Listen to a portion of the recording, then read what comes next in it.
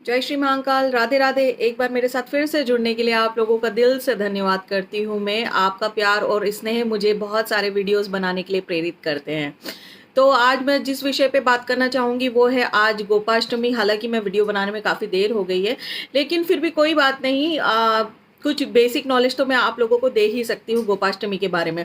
गोपाष्टमी गोपाष्टमी क्यों मनाया जाता है और गोपाष्टमी में पूजा किस तरह से होती है।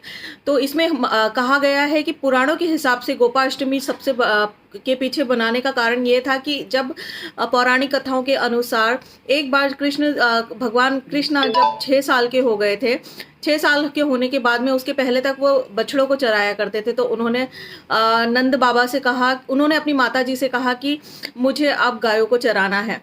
तो माता यशोदा चिंतित हो गई और उन्होंने बोला कि नहीं, अभी तो तुम बहुत छोटे हो। तो वो कहते हैं कि नहीं, हम बड़े हो गए हैं और अब हम सिर्फ गायों को ही चराएंगे। तो माता यशोदा कहती हैं कि एक काम करिए, आप अपने पिताजी से, अपने नंद बाबा से पूछ लीजिए। वो नंद बाबा के पास जाते हैं और कहते हैं कि अब मैं सिर्फ गायों को चराऊंगा और बछड़े नहीं चराऊंगा, मतलब मैं सिर्फ अब बड़ी गायों को चराऊंगा। नंद बाबा कहते हैं कि एक काम करो, गौचारण की विधि में आपको बताने के लिए आप एक काम करो, पंडित जी को बुला लाओ। वो पंडित जी को बुलाने जाते हैं और पंडित जी को पंडित जी को दान दक्षिणा के रूप में कहते हैं कि आप आज का ही मुहूर्त निकालिएगा और कहिएगा मेरे पिताजी से, नंद बाबा से, कि आज का ही शुभ मुहूर्त है। पंडित जी वहां जाते हैं और इसके बदले में कहते हैं कि मैं आपको बहुत सारा मक्खन खाने को दूंगा। जब पंडित जी नंद बाबा के पास में पहुंचते हैं तो बार बार वो मुहूर्त देखने के बहाने यही तिथि निकालते हैं और फिर आखिरी में नंद बाबा से कहते हैं कि आज का ही मुहूर्त शुभ है, उसके बाद में अगले 1 साल तक कोई मुहूर्त नहीं है। फिर नंद बाबा पूजा करवा के, गायों की पूजा, नहला धुला के, उनकी पूजा करवा के उनको कृष्ण भगवान के साथ में भेज देते हैं। जाते टाइम उनसे यशोदा मैया कहने लगती है कि हे कान्हा, तुम मेरे, हे मेरे लल्ला, हे मेरे कान्हा, तुम अपने पैरों में जूतियां तो पहन लो। तो वो कहते हैं, क्या मैया मोरी, कि क्या आप मेरी गायों को जूतियां पहना पाएंगे, मेरे गायों को कुछ पहना पाएंगे।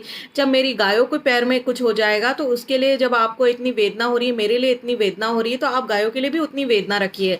और फिर वो नंगे पैर ही वन में चले जाते हैं गायों को चराने के लिए। वो जैसे जैसे आगे चलते जाते हैं वैसे वैसे ही वहाँ पे फूल अपने आप बिछते जाते हैं। तो इस तरह से 6 साल की उम्र से ही वो गायों को चराने निकल गए और उस दिन से, शुक्ल अष्टमी के दिन से ये गोपाष्टमी को हम मनाने लगे। कहा जाता है ना, क्योंकि जितने भी हमारे सनातन धर्म के जितने भी देवी देवता हैं वो सिर्फ एक गौ माता में ही निवास करते हैं। ऐसा कहा गया है कि आप किसी की पूजा ना करिए, लेकिन एक गौ माता की पूजा कर लीजिए तो आपको सब कुछ मिल जाएगा। इसलिए हमको कितनी सब कुछ कहा जाता है कि आप गाय को ये खिलाइए, गाय को वो खिलाइए।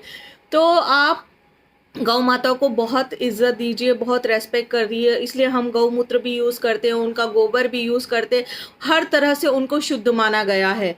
और उसके बाद में होता क्या, जब वो चराने के लिए चले गए हैं, वहाँ से आते हैं, आने के बाद में भी उनकी पूजा होती है। तो उसके बाद से ये प्रथा स्टार्ट हो गई और गोपाष्टमी मनाने लगे। बिहारी जी की लीला है तो वही जाने। तो इस तरह से गोपाष्टमी का प्रारंभ हो गया। अब इसकी विधि क्या होती है, जो भी ये गोपाष्टमी मनाते हैं, जैसे कि हमारे वृंदावन में बनाई जाती है, मथुरा में बनाई जाती है, हमारे जितने भी चरवाहे भाई बहन होते हैं, ये लोग सब लोग बहुत दिल से इस पर्व को मनाते हैं। उस दिन क्या किया जाता है, सबसे पहले आपको उठ के खुद ही स्नान करना चाहिए। खुद स्नान करने के बाद में आप अपनी गौशाला में जाइए, वहाँ अपनी गायों को, अपने बछड़ों को सबसे पहले खूब अच्छे से स्नान करवाइए। फिर उनके ऊपर हल्दी की, रोली की और मेहंदी की थापे लगाई जाती है, मतलब आपके हाथ बनाए जाते हैं। उनको सजाया जाता है खूब अच्छी तरीके से।